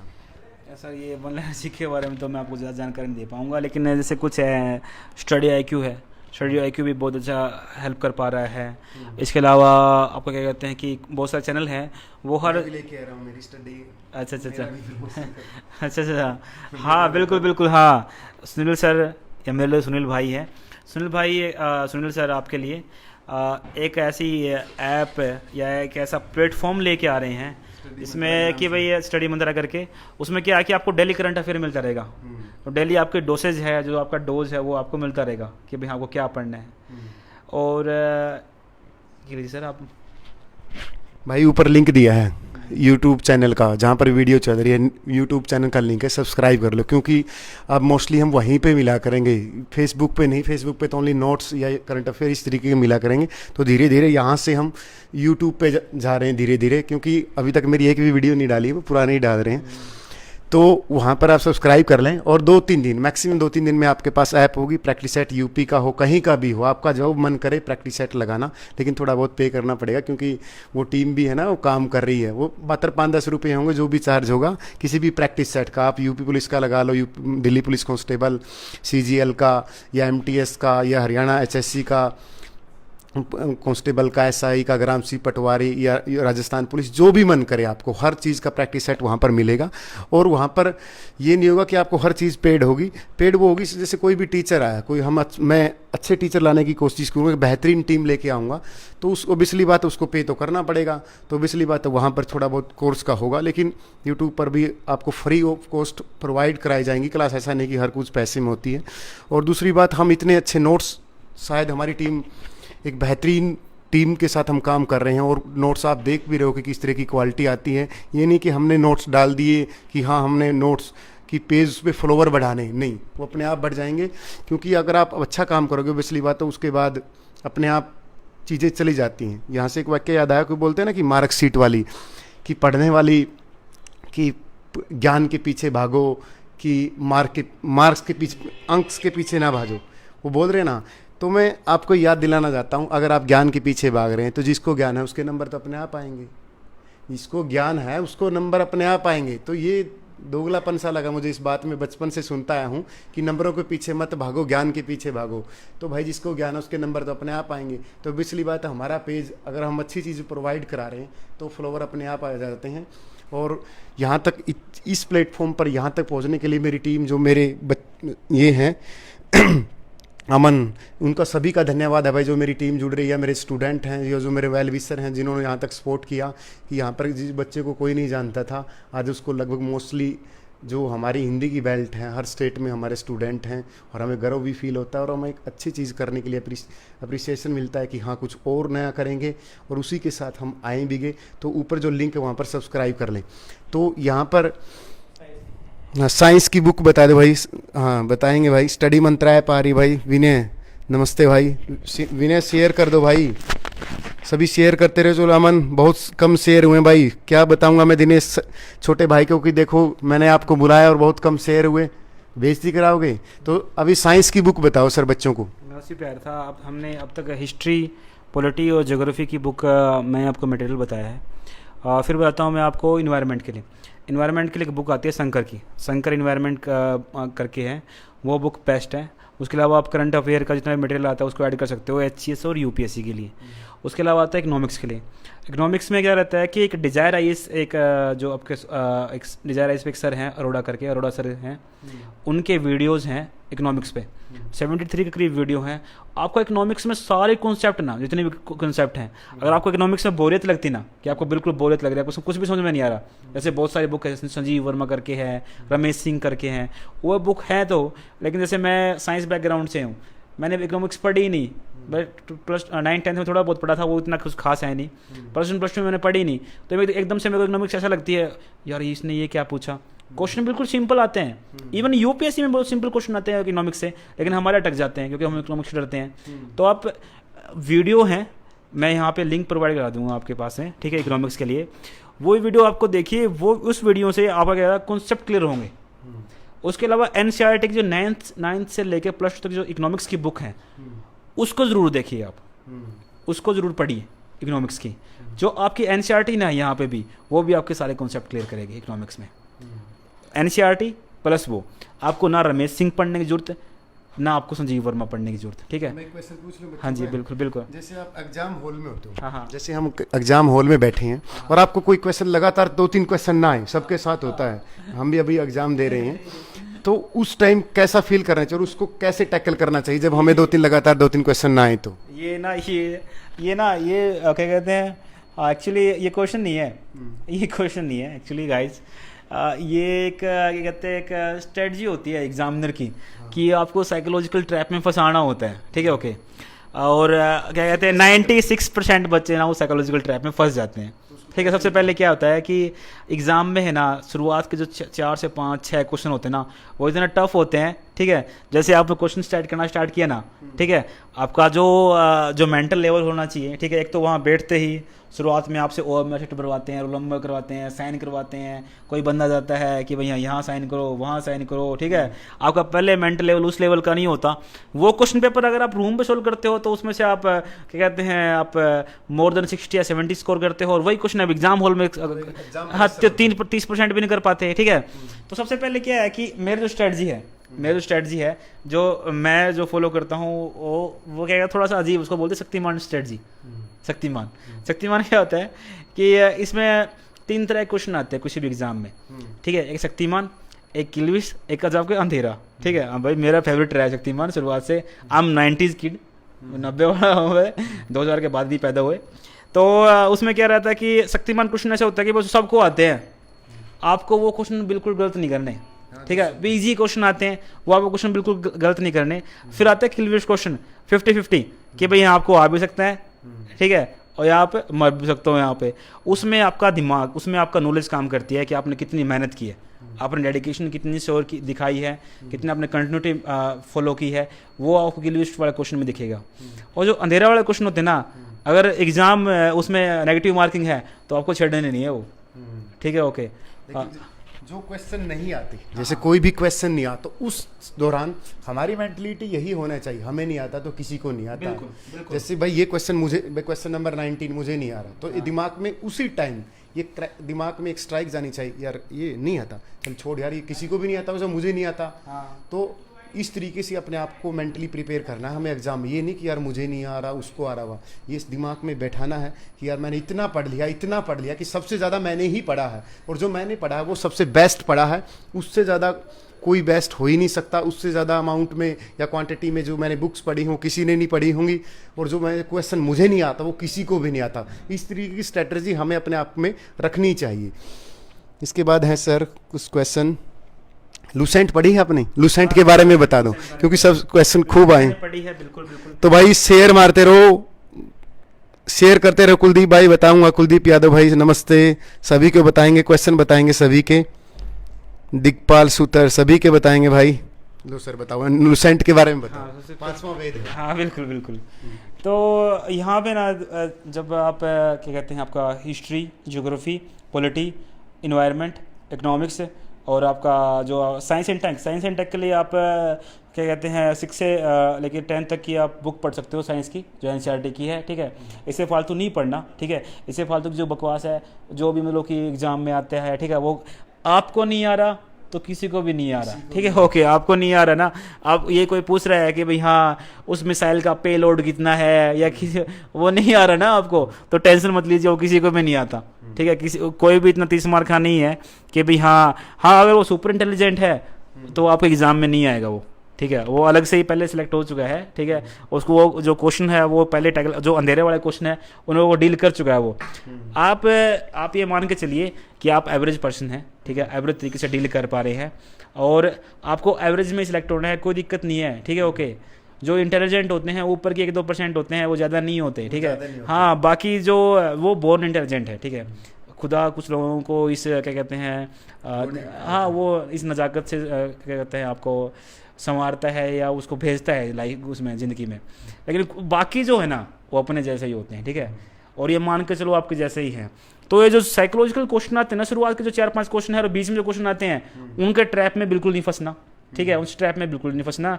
और एग्जाम को ना एग्जाम की तरह से लेना है, ठीक है भाई, हाँ कोई दिक्कत नहीं है, एग्जाम है, ठीक है, इससे फालतू कुछ नहीं है, ज़िंदगी नहीं है, ठीक है। तो एक हाँ क्वेश्चन है मैं लूसेंट के बारे में बता रहा हूँ सर हाँ, आपको। लूसेंट के 5वां तो लूसेंट मैंने पढ़ी है, लूसेंट बहुत ही खूबसूरती से लिखी गई है। हाँ, 5वां वेद। हाँ 5वां वेद है। अब एक्चुअली क्या करते हैं कि बच्चे लूसेंट को भी पढ़ने का एक तरीका है। एक्चुअली बच्चे क्या करते हैं कि लूसेंट को पूरा फर्स्ट से लेके लास्ट पे, ये स्ट्रेटजी बताइए। हाँ, मोस्टली हाँ, हाँ, नहीं कहता मैं, हाँ 200% बच्चे लूसेंट पढ़ते हैं, 100 की बजाय हाँ। सारे मतलब 200% बच्चे लूसेंट पढ़ते हैं। आप है ना एक आपको मैं आज एक स्ट्रेटजी बता रहा हूँ, ये डॉक्टर अमन बिस्ला की स्ट्रेटजी है। एक्चुअली उन्होंने मेरे को बताया था कि एक्चुअली है ना क्या होता है कि हम एक बार जो पढ़ते हैं हम पूरा मेहनत करते हैं, ज़बरदस्त वाला पूरा एनर्जी लगाते हैं, ठीक है। जब हम रिवीजन के लिए जाते हैं ना फिर हम उतनी मेहनत करते हैं, फिर हम थर्ड बार जाते हैं फिर हम उतनी मेहनत करते हैं। तो हम ऐसा क्यों कर रहे हैं बार बार, ठीक है। चीज़ें वही हैं, हमारा दिमाग हम उनसे मेहनत करवा रहे हैं। तो उसके लिए ना लूसेंट के लिए, स्पेशली लूसेंट जैसी बुक्स के लिए मैं आपको एक स्ट्रेटजी बता रहा हूँ। उसमें स्ट्रेटजी क्या है कि आप ये मान के चलो कि ये बुक आपको 2 या 3 या 4 जितनी भी कैपेसिटी है उस 4 या 5 महीने आपको तैयार करनी है, ठीक है। एक बार तैयार करनी है, ठीक है। दोबारा आप उस बुक को उठाओगे नहीं, आपको याद होनी चाहिए। अब ये याद कैसे होगी? सबसे पहले क्या है कि आपने पहले 5 दिन 5 पेज पढ़े, ठीक है। नेक्स्ट डे है ना अगले 5 पेज पढ़ने से पहले 5 पढ़ो, रिवीजन करो, ठीक है पक्का। अगले दिन थर्ड पेज पहले 5 पढ़ने से पहले 10 पढ़ो। फिर अगले दिन ऐसे करते करते ना लास्ट में ऐसा है कि अब आपको पहले 1-1.5 घंटे में आप वो कर पाओगे, 1-1.5 घंटे में वो कर पाओगे, क्या कहते हैं आपका ग्रेस्प कर पाओगे जो जितना भी आपका पीछे वाला है। शुरू आगे चाहे बेशक आप 1 पेज पढ़ पाओ लेकिन पीछे वाला जरूर करो, ठीक है। जब आप पूरी बुक कर लोगे ना आई डोंट थिंक सो कि आपको दोबारा लूसेंट उठानी पड़ेगी, आपको पूरी लूसेंट, ठीक है। और ये मानना बिल्कुल बंद कर दो। मेरी एक नॉन है, उनका ये मानना है कि उसका दिमाग भर जाता है, ऐसे मेमोरी भर जाती है ना कंप्यूटर में, उसका दिमाग भर गया, ठीक है। तो ऐसा भी बहुत कुछ पढ़ लिया भाई, ऐसे भाई बहुत कुछ पढ़ लिया भाई, मेमोरी फुल होगी। अब स्टोरेज ऐसे एक मोबाइल में आता है ना स्टोरेज फुल कुछ चीज़ डिलीट करो, ऐसा कुछ नहीं है। आपके दिमाग की जो कैपेसिटी है, जो स्टोरेज कैपेसिटी है वो इतनी है बियॉन्ड योर इमेजिनेशन, ठीक है। आप कुछ भी याद कर सकते हो, ठीक है। ओके तो सबसे पहले यही है कि आपको इस तरीके से फॉलो करोगे इस चीज़ को, तो आप लूसेंट को इस तरीके से याद कर सकते हो। लूसेंट को 5वां वेद मान, लूसेंट भाई 5वां वेद है, ध्यान रखना। 4 वेद है ना, तो जॉब के लिए 5वां वेद है वो। क्योंकि आजकल बच्चे बोल रहे उससे कुछ नहीं आता भाई, कोई भी डाटा हो, ये नहीं कहता कि 100% वहाँ से मिलेगा, लेकिन कहीं ना कहीं किसी भी पेज पर किसी भी तरीके से वो बात कही होगी तो लूसेंट में पक्की मिलेगी। पढ़ लिया करो उस बुक को। तो जाते जाते समय मैं दिनेश से, छोटे भाई से रिक्वेस्ट करूँगा कि वो बच्चों को कुछ मोटिवेशन दें कि वो तैयारी करते रहें, क्योंकि लॉकडाउन के बाद एग्ज़ाम होंगे। ओबियसली बात है, जो सीएम ने बयान दिया था वो ये नहीं था कि 1 साल कोई एग्ज़ाम नहीं होगा, उसने कहा थी 1 साल नहीं भर्ती नहीं आएंगी, वो उस तरीके की स्टेटमेंट थी जो मतलब गलत तरीके से पेश की गई है। तो बच्चों के लिए क्या मैसेज है सर ये? और भाई ला जाते जाते बोलता हूँ ऊपर लिंक है, चैनल को सब्सक्राइब कर लें और वही मिला करेंगे अब, क्योंकि फेसबुक पे बच्चे लाइव नहीं जुड़ पाते, क्योंकि यूट्यूब क्या है एक सर्च इंजन है, वहाँ पर कोई डालता है कि कोई भी चीज़ तो वो आ जाती है अपना। फेसबुक तो अपने बात है, चली गई तो किसी के सामने चली गई। तो बच्चों के लिए एक मैसेज सर। ओके सबसे पहले तो गाइज अगर आपके पास में सुनील सर हैं और आपको अच्छी गाइडेंस, अच्छी मोटिवेशन, अच्छी स्टडी मटेरियल अच्छा मिलेगा आपको। तो सबसे पहले अब मैं सिर्फ आपको इतना ही कहना चाहूँगा कि आप किसी भी एग्ज़ाम की तैयारी करते हो, ठीक है, इवन लाइफ में भी, ठीक है, इवन लाइफ में भी एग्ज़ाम तो आपका एक बिल्कुल एक छोटा सा पोर्शन है, माइन्यूट पोर्शन है। लाइफ में भी ना डटे रहिए, खड़े रहिए, ठीक है। ओके अगर आपकी लाइफ में ना कोई भी अप साइड या फिर डाउन साइड कुछ भी नहीं आ रही ना, ठीक है, तो आप कोई ना कोई गलती कर नहीं रहे हो, ठीक है। क्योंकि जैसे मान लो मैं एक डॉक्टर हूँ, ठीक है, एक ECG मशीन होती है, उसमें PQR ऐसे ऊपर नीचे आती रहती है, ठीक है। अगर वो डायरेक्ट सीधे हो जाए इसका मतलब यह है कि आप मर चुके हो, ठीक है। तो आपकी लाइफ में अप डाउन आनी चाहिए, ठीक है। ओके और वो एग्ज़ाम में भी है। सिर्फ एक चीज़ यहाँ पे खड़े रहिए, डटे रहिए, ठीक है, कोई दिक्कत नहीं है, डटे रहिए। आज अगर आप मोमबत्ती के सहारे पढ़ पा रहे हो, ठीक है, या आपके पास में रिसोर्स नहीं, संसाधन नहीं है, ठीक है, तो कल ज़रूर आपके पास में गाड़ी होगी, ठीक है। ओके गाड़ी होगी, आपके पास में CFL होगी, ठीक है। आजकल CFL तो हरियाणा में सबके पास में अवेलेबल है, ठीक है। जगमग गांव हरियाणा की योजना है, मेरे से UPS इसमें अच्छे से क्वेश्चन पूछा गया था इससे CFL से कि आप जगमग हाँ ये नहीं मैंने पढ़ देखा नहीं सर। तो फिर इसमें ये है कि डटे रहिए, ठीक है, डटे रहिए। Continuity perseverance is the key, खड़े रहिए। और जब तक आप डटे रहेंगे ना, ठीक है, एक टाइम ऐसा आएगा कि सफलता खुद आएगी आपके पास में, आपके पैर चूमने के लिए कि भी हाँ ओके भाई ये एक इंसान है, ये डटा रहा, ठीक है। तो भाई डॉक्टर दिनेश काजल का धन्यवाद। और सर ने कहा कि संसाधन, भाई किसी भी बच्चे को लगता है कि मेरे पास कुछ भी नहीं है या मतलब मैं जीरो हूँ, तो ये वहम उसके मन से भी देखो होती है। गरीबी, ये बोलते कि राहुल गांधी वाला बयान की गरीबी एक मानसिक अवस्था है, वो गलत बात है। गरीबी भौतिक अवस्था भी है, क्योंकि हमने फील की है बचपन में और आज तक भी उसको फील करते आ रहे हैं। लेकिन किसी भी बच्चे को किसी भी प्रकार के संसाधन की ज़रूरत है, बुक्स की, जो हम पे हेल्प बनती होगी, भाई मैं तो करूँगा। या मैं जो HCS सेलेक्ट हुए हैं, जो दोस्त हैं या UPSC में सेलेक्ट हुए हैं या किसी भी छोटे से पोस्ट पे बड़ी तक हैं, तो किसी भी शहर में उनको बोलकर उनकी हेल्प कराऊंगा। किसी भी शहर में आप हो, इवन किसी भी स्टेट में हो, आप बेशक सिर्फ कॉल करके कि सर मैं इस शहर में हूँ, मुझे बुक प्रोवाइड करा देगी सर, मैं नोट्स चाहता हूँ। नोट्स हम डेली अपलोड करते हैं फेसबुक पर। आप यहाँ पर क्या किया करो कि एक अच्छी मोटी बुक लो, 100 रुपये की बुक आपको एक PCS तक की तैयारी करा सकती है। आप उससे अच्छे अच्छे नोट्स बनाओ, GS के एक बुक लेके मैथ के, रीजनिंग के नोट्स बनाओ। सिर्फ 2 बुक चाहिए, सिर्फ आपको 2 नोटबुक चाहिए और एक पेन चाहिए। बाकी हर चीज़ फेसबुक पर हम अपलोड करते हैं, किसी बेहतरीन से बेहतरीन टीचर के नोट्स अपलोड करते हैं। और इस वहम को छोड़ दो कि कोचिंग ही सब कुछ होती है। मैं आज भी बोलता हूँ कोचिंग नथिंग, कोचिंग कुछ भी नहीं है। आपकी सेल्फ स्टडी आपको UPSC में भी सिलेक्शन दे सकती है। आप बोल दो कि हाँ सर मैं ये कोर्स लूँ, सर मैं उसका कोर्स लूँ, सब वहम है भाई। ये आप मार्केट में एक फोबिया बनाया गया है कि बिजनेस की दुकान है, मैं भी उस दुकान में शामिल हूँ, क्योंकि सोच दो कि लेकिन ये वहाँ पर ज़रूरत पड़ती है कि किसी बच्चे का बेसिक क्लियर ना हो, कि भाई कोई बच्चा है जैसे कुछ भी नहीं आता उसको, तो उसके लिए कोचिंग ज़रूरी होती है। कोचिंग एक इंजेक्शन की तरह होता है, ले भाई थोड़ा जल्दी सा बुखार ठीक कर दे बस, और कुछ नहीं है।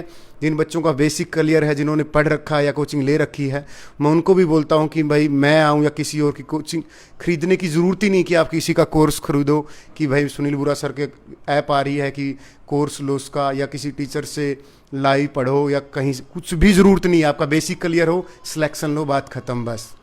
और इसी के साथ आप सभी बच्चों को धन्यवाद, इतने समय के लिए आप मुझसे जुड़े रहे। तो जय हिंद, जय भारत।